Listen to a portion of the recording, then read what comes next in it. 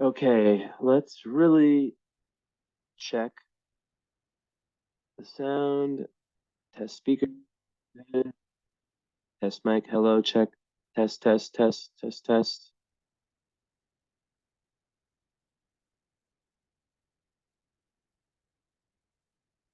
All right. So this room I've never had any issues in. So let's just roll with it. Um, so yeah, basically this is me essentially redoing that first part. Um,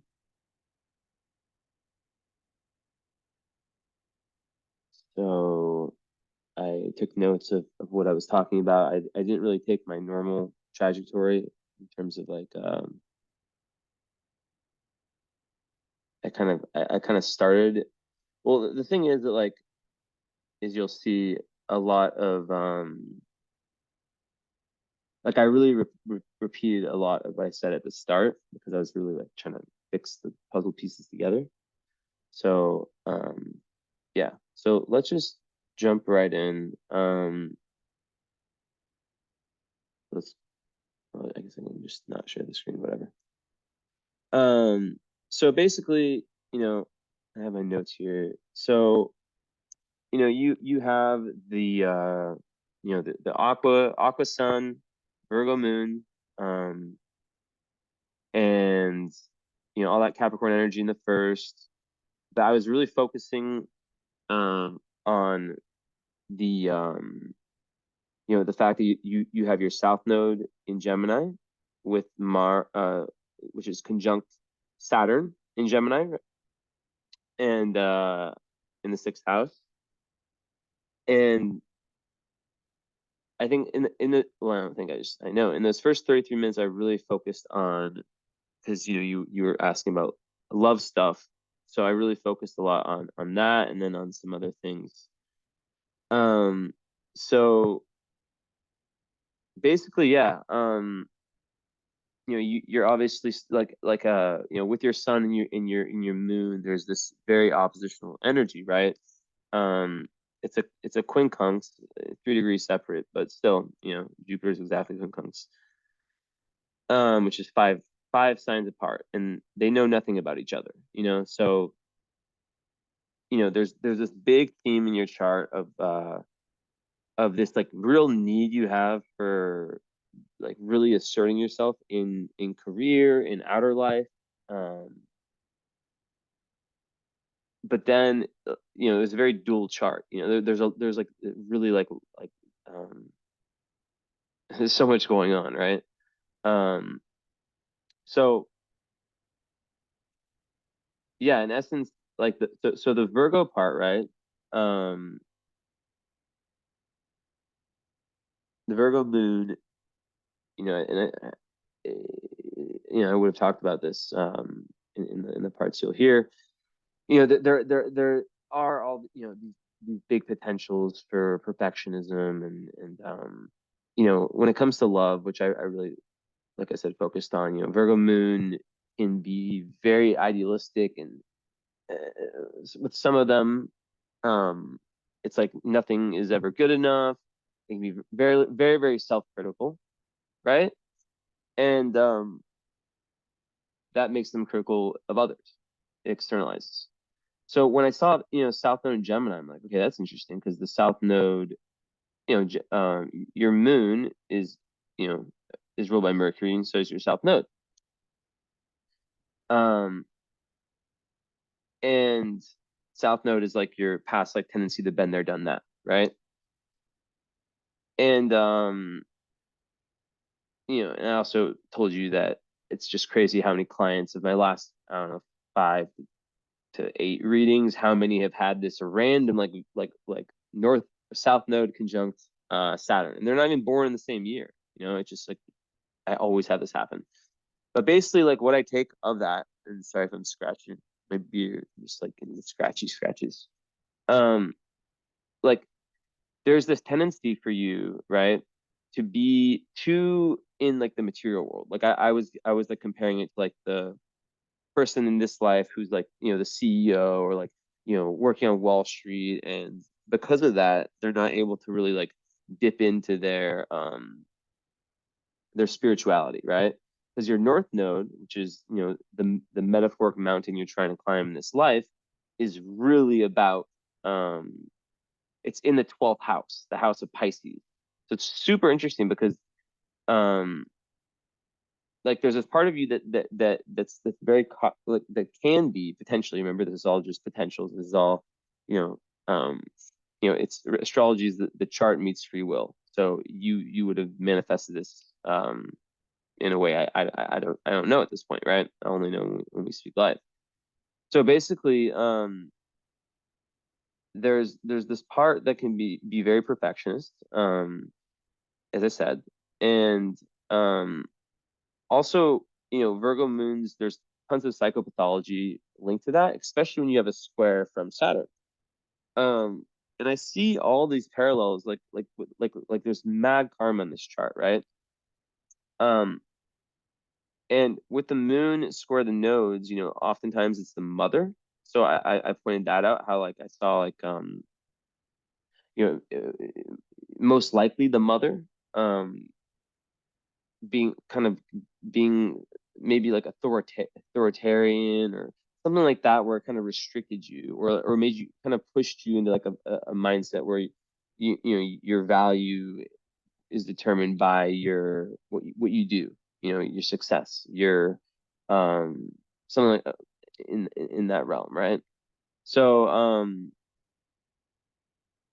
you know having that square of moon and Saturn, yeah, can definitely bring up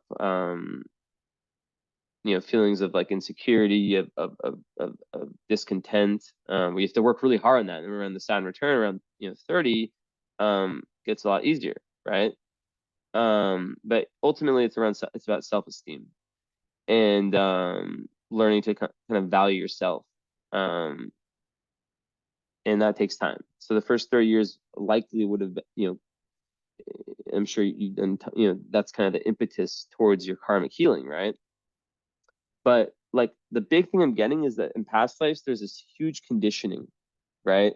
Where it kept you, whatever you're doing, or whatever the tendency is, like it's kept you kind of in this um like a realm of materialism, and just, if you're like worried about like some little thing that like you look back on, like how we all have like these little things we worry about so much in that day, and then you look back on it 2 months in the future and you're like, wow, like why was I worrying about that?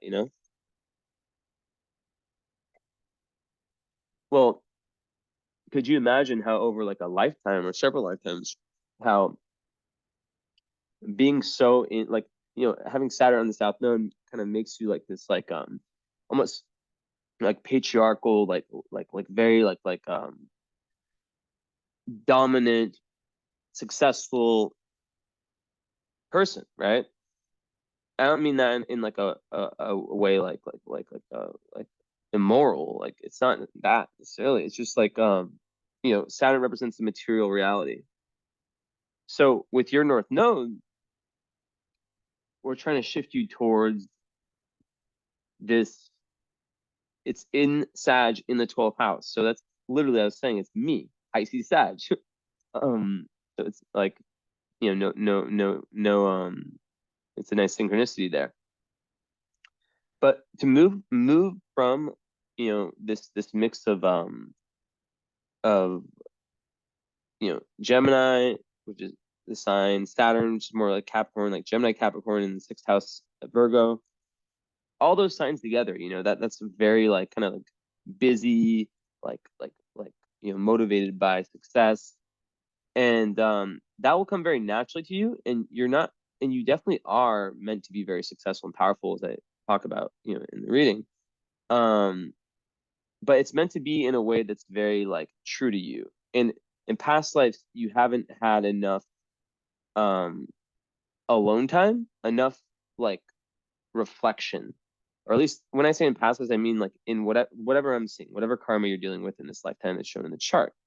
So when you're not in that place of reflection, right, of self-analysis, or maybe around the right people, you can go into these different cycles.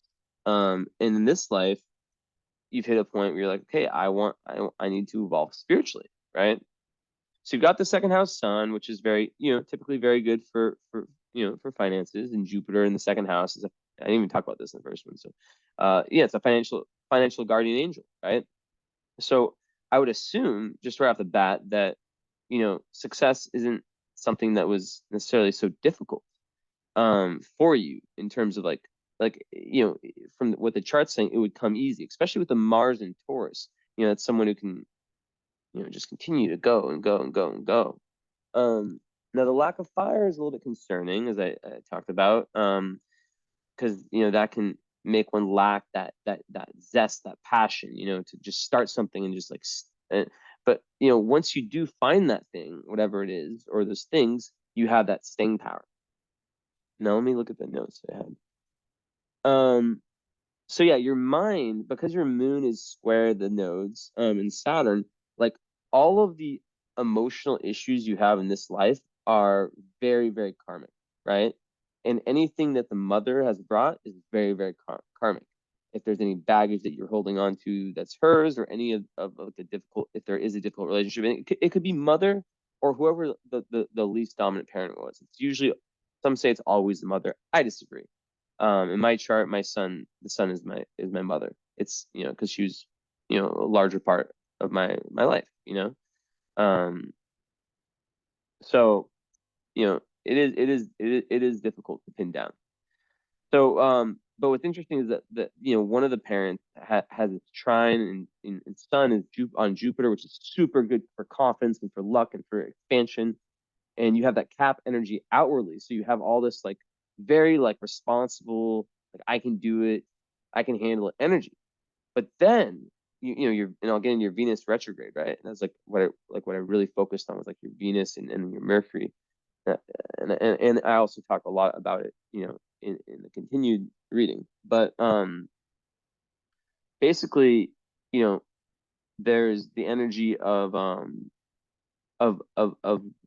also the Chiron in Aries, right, which I didn't talk about until way later, but just issues around finding your own power and your own assertiveness. Um, so that, and it's on the IC, so yeah, I talk about that later, but like that can be around like early family pains. And I'd imagine that the father and mother were probably quite different. I wouldn't say divorce. I can't. I only really like guess that kind of. If there's like a square in opposition here, there's like a 3-degree quincunx, so it could be. But either way, they probably had very different ways, like ideas about reality, right? So let's present the charts, and let's actually continue to test. Do the audio test. Test, test, test.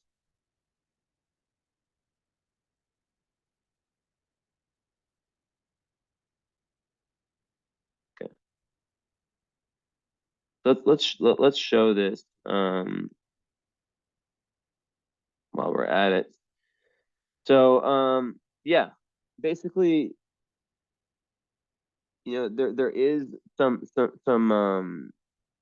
issues when it comes to love life. And you've expressed, really wanting to know about that. And I was saying how, there are some energies, like, you do have these two grand trines, meaning you have a air grand trine here, and then the earth grand trine here with ascent, or I guess this is Venus, Mars, and Uranus. So those are like areas of like talent, having two grand trines makes one very, very talented. So in earth, it could be, really around kind of consistency, balance, groundedness, um being in your own body, like embodiment, consistency, stuff like that. And air can be around communication, thinking, you know. So it's interesting stuff. But like when it comes to communication, this is a huge thing. I want to talk about that, and I want to talk about Venus. It was kind of, but like I really went into the past life story, right? Um, so yeah, definitely some stuff going on with the mother, but with North Node, you know, like where it is, it's a very spiritual placement. So there's like I was saying how you're an advanced soul when the North Node is in an element, fire, that you don't have any supporting energies in, right?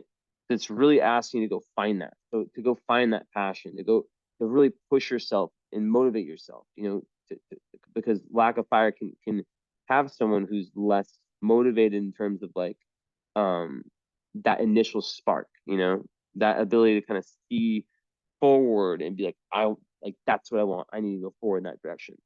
And a lot of earth can be a little bit stagnant at times, right? um and the water, there's there is some water, right?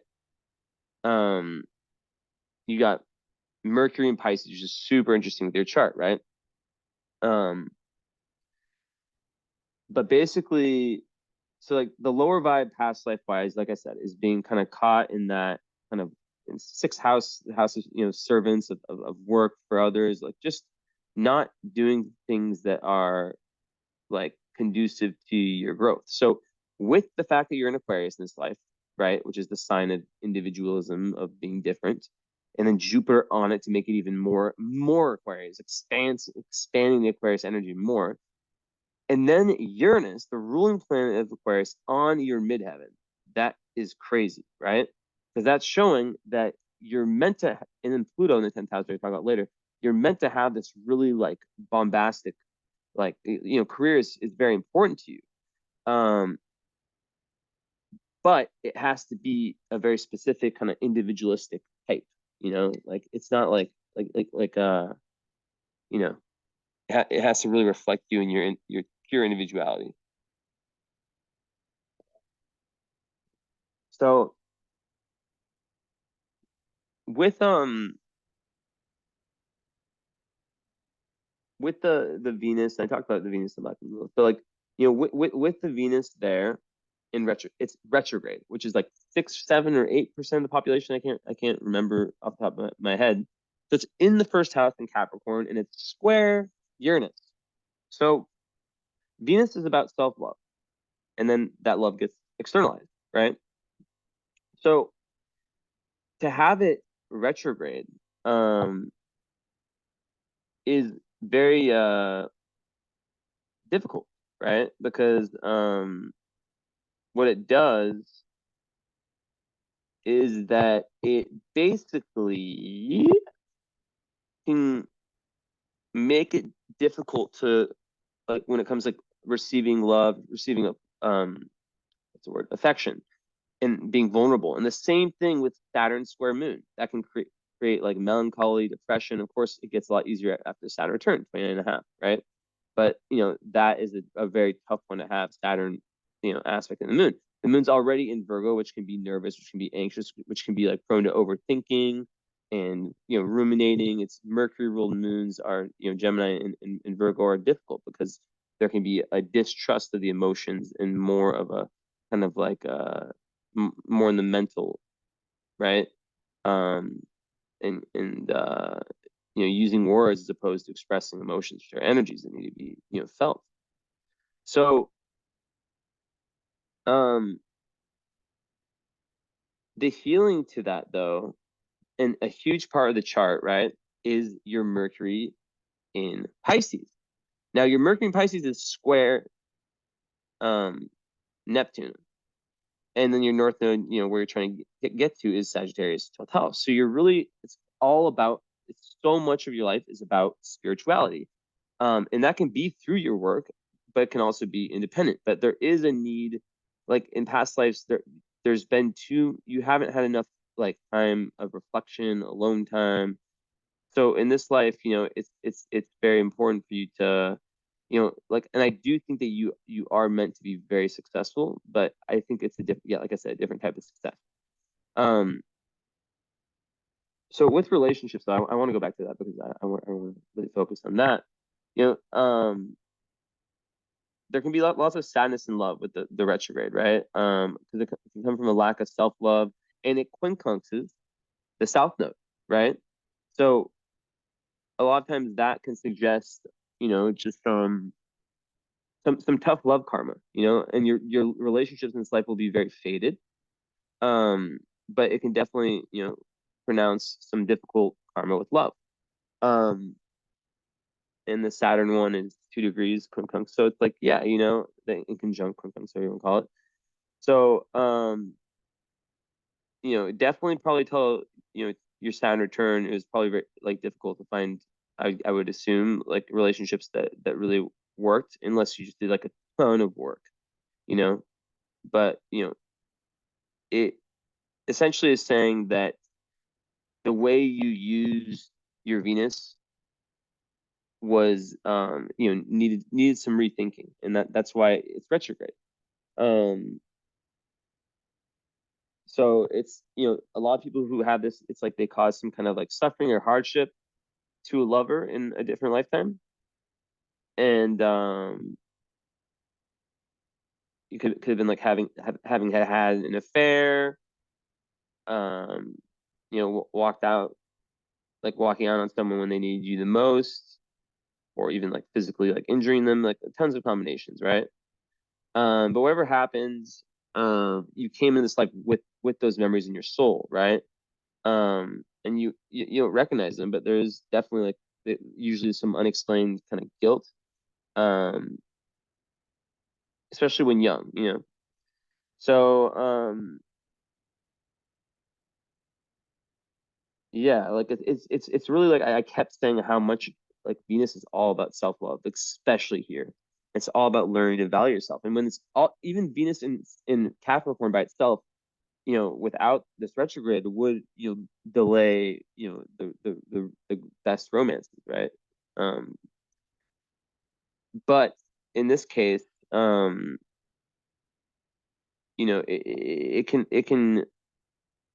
it can make someone like yeah, like Venus rules, the first house. Like it can make someone, I was saying, the first one, like not care as much about how they look, or about how, like not find themselves beautiful. So like really like working on self-image and how you see yourself, super important.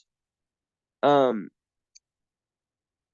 Now, the interesting thing is that, okay, so your moon's in Virgo, so like, your ideal lover needs to be consistent, needs to understand that the kind of Virgo vibes, and also ninth house, so maybe like, there's a need for you to travel, a need for you to get out, of your immediate environment, and see the world, and kind of like add to your philosophy, your grand philosophies. Um, so yeah, it's really about feeding these two mouths, right? The moon in Virgo and the sun in Aquarius. And the Capricorn stellium, it definitely favors kind of that moon in Virgo, which can be very perfectionist, especially if you were in a family where, your perceived value, or love you got was based on like how well you did in school, or like very physical external things. Then it adds a lot of difficulty, right? Because you're really, as an Aquarius, meant to go in, like, it's a water bearer, path less traveled. So, basically, yeah, with that energy, yeah, there's definitely like, you know it's like an aim, it's like a do-over kind of in the areas of your love life that let you down, right? And you're trying to like perfect them. So it's about like improving like relationship skills, and repaying any karmic debt. And that just comes with time and work. But ultimately, yeah, it just would have made it harder to really find that. And basically, the key to everything is, in your experience with like the occult, the esoteric, with spirituality, with going within yourself, like things like meditation, because you have this very special placement, having your only water planet be Mercury in the mind, how you speak, how you think, how you communicate. And it's a difficult Mercury placement usually. It's in its detriment position, um, meaning that the mind can be a little bit scattered. There can be some confusion, right? But really, when it gets combined together, I think I talked more. I definitely talked more about this later on. It does become something that can be this like real outlet towards your North Node, right? It's like Venus in I have Venus in Mercury in Pisces, by the way. So it's more about understanding the essence rather than like all the fine details. And it's very right brain, very like, yeah. So and there's lots of, yeah, artistic energy. And I think like with the Venus retrograde, one of the best ways to, also handle things is to lean into creativity, to lean into kind of that area of life, and to have those outlets. And also like it will help you get past that kind of potential perfectionism, because your moon's conjunct the nebula, which is about, it's a Virgo moon, but it's really a very magical one. It's about truth seeking, and it's into things like astrology and all that, right? um but yeah, so it's like really like self-compassion and understand that you can't be your best, um you can't always be at 100%, is extremely important. So aside from that, I was just talking about how, having Neptune in your 12th house really, really helps you, with your North Node there.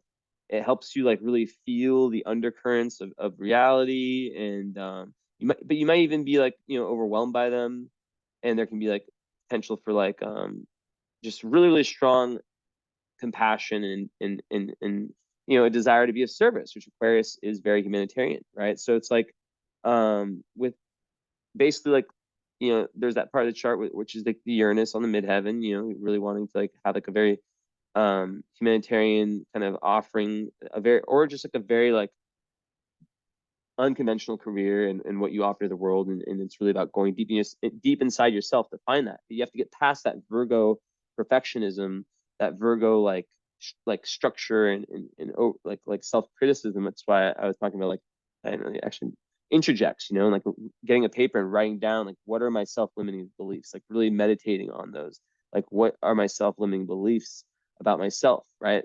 Because third house Mercury, in Pisces, can, be someone who is able with the rest of your chart to really like be, it's like a very, very psychic, and it really can get you in touch with, you know with these parts of your chart that you're trying to get to, right? Also travel and just studying different types of philosophy, very important. And you know yeah, it's about like a North Node quest to see yourself as a part of like the grand everything, right? The grand whole.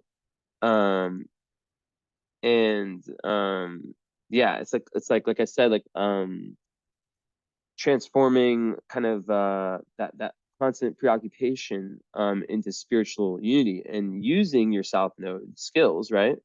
Um, Using your South Node kind of sixth house skills, which is about like, being able to be structured and be able to create structure into spirituality, right?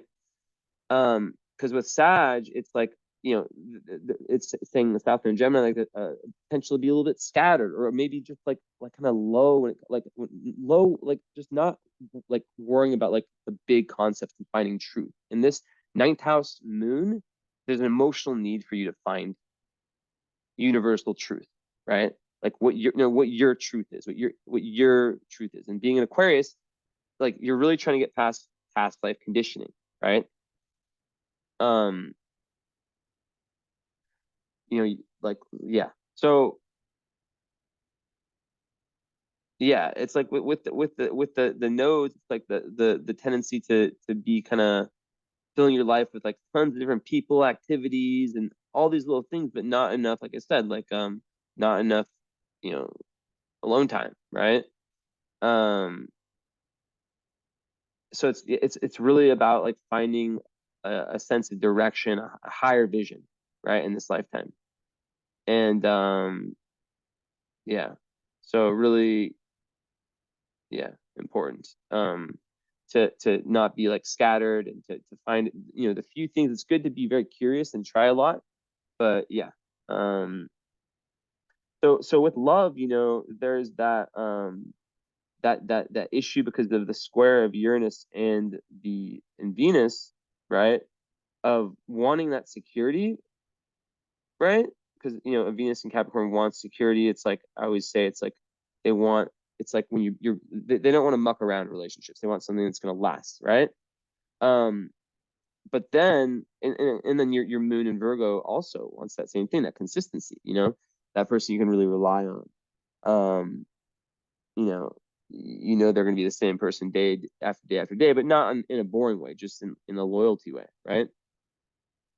But then you also need this kind of um not genius energy, but like this real, like you're an Aquarius, so you need someone who also like sees things kind of in a similar vein as you, who can provide security, but who also can allow you to have space. And why is that? That's because your Venus is squaring the planet Uranus.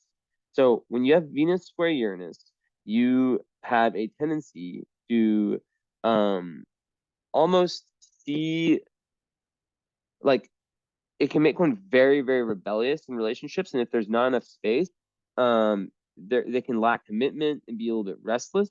Um, and if if the relationship doesn't have the space, it can be seen as like an obstacle to your freedom of self-expression, right?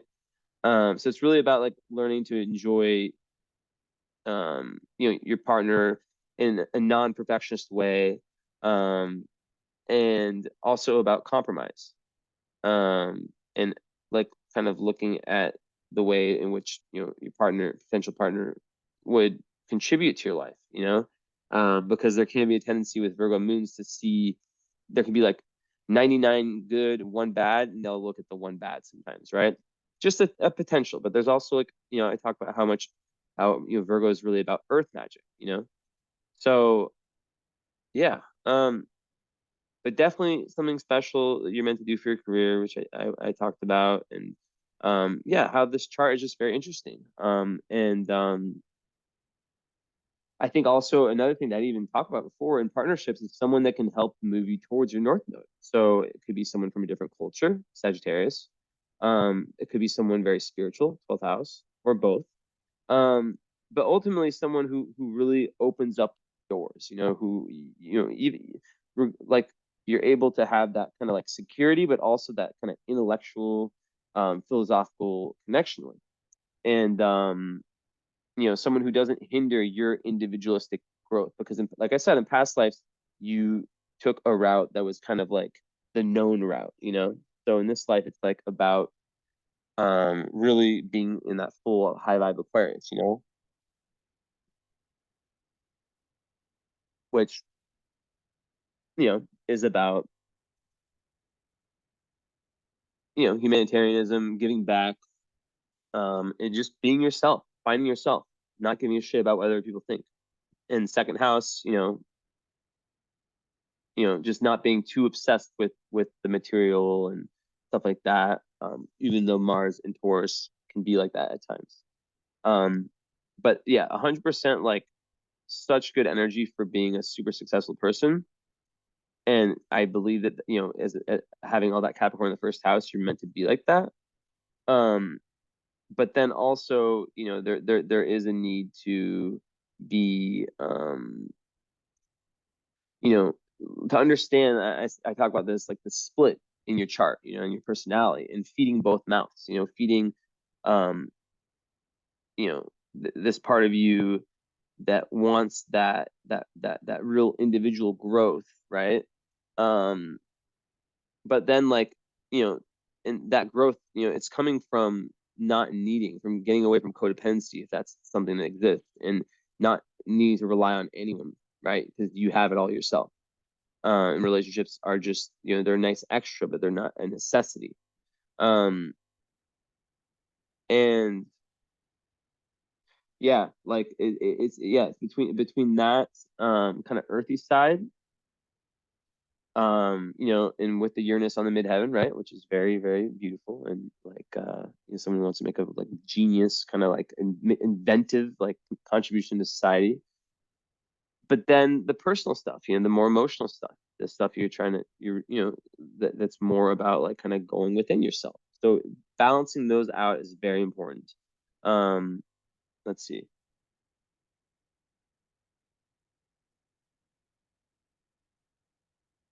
And like in business, yeah, like really important to have like integrity in your dealings. Um,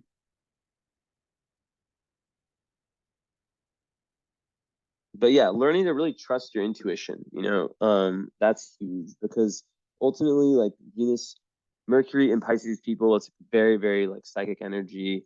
It's like so the more you meditate, the more you lean into that groundedness, you know, the only obstacle is that the potential low vibe of the Virgo moon, which is like looking at every like being really, really critical, and like I said, it keeps you out of like the oneness. So it's about like if you're a train on a track, it's like getting rid of the interjects, the self-limiting beliefs that keep you from just going or flowing, just like into the imagination realm. So learning to dream, allowing yourself to dream, and yeah, so being of service could be something very beautiful and helpful for a chart like this. And you have all the resources to do that, to be an extremely good leader. Um, but yeah, with the relationship stuff, I really just felt as though, or feel as though, a lot of it comes down to, your karma and kind of, yeah, figuring out like what kind of person, finding like having a person where you, yeah, I already kind of laid it all out, right? That definitely doesn't hinder that individualism. But also knowing that there is that tendency that in a relationship, especially like if you have like a Venus in Capricorn, can be a very traditional relationship, that you might feel like like there's like there can be like a constant need for like excitement and for newness, and there can be like grass is green on the other side type energy. So it's really about taking inventory of where you're at and who that person is, taking time apart if you need it, and yeah, I wrote here, yeah, not overthinking. There can be like that tendency, overthinking, anxiety, and difficult dealings with emotion. And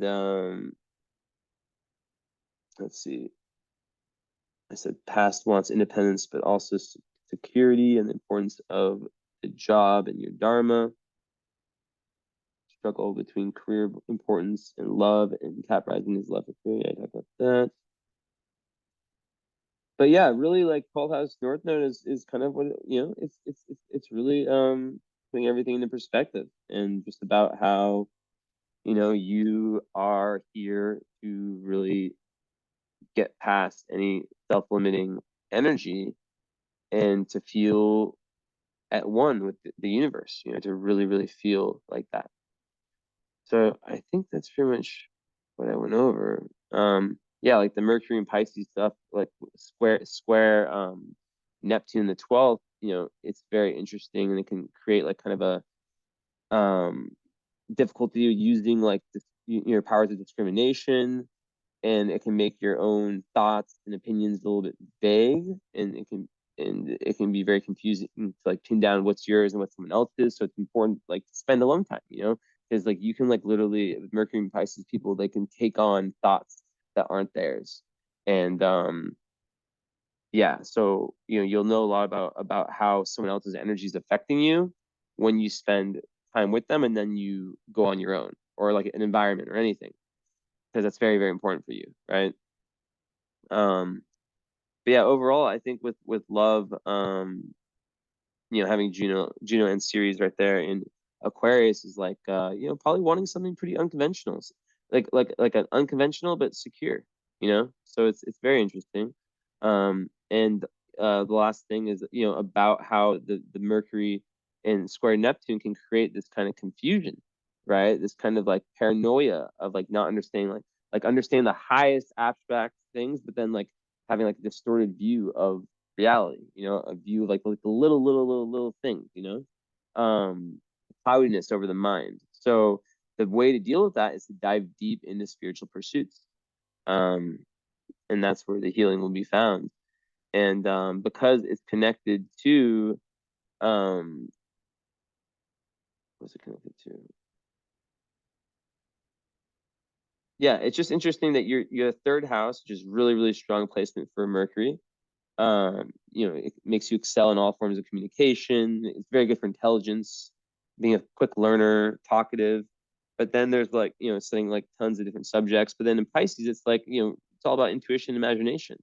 Um, and yeah, difficulty distinguishing reality from fantasy, right?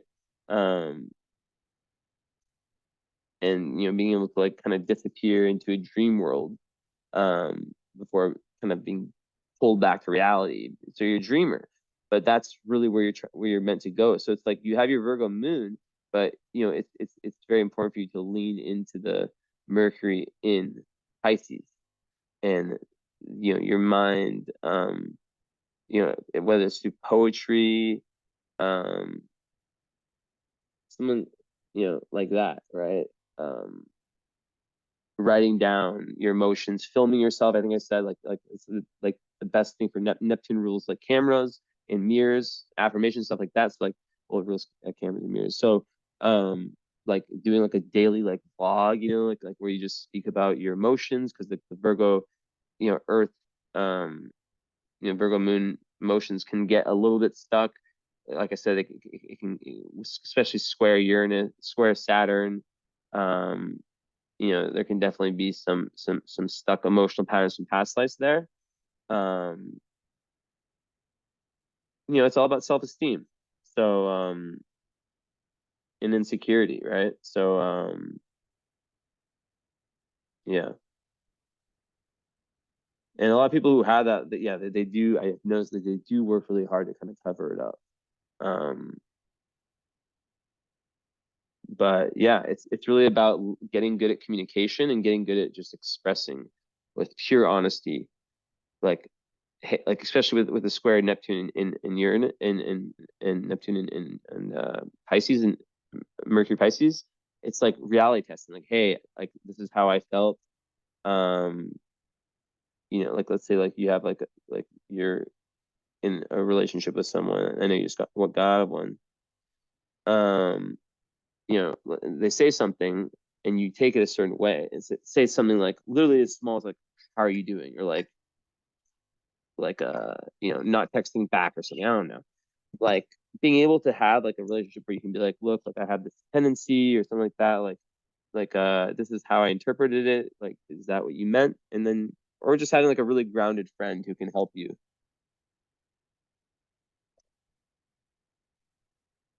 But at the end of the day, you know when you have Mercury and Pisces connected to Neptune anyway, um it's just very powerful. And it can, yeah, I talked about it later, but it can create just like very extremely creative psychic person. So it's really about embodying that, because you do have that 12th house Neptune, so you can really feel the undercurrents of reality. So yeah, and then the Venus in the first house, um person typically, yeah, they want, they can usually express, beauty and love pretty well. Usually quite attractive, right? Um, and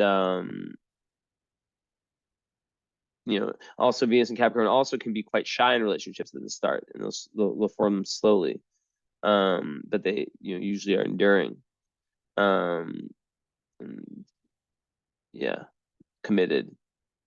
And also another thing with Venus is it's money, so it makes one quite responsible with their money. Um, so yeah, um, I think I covered everything I said and more.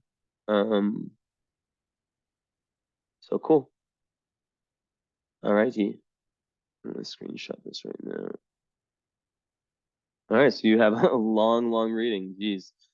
Wow. Okay. I'm happy. Hopefully this audio didn't screw up. And yeah, so you'll have two parts.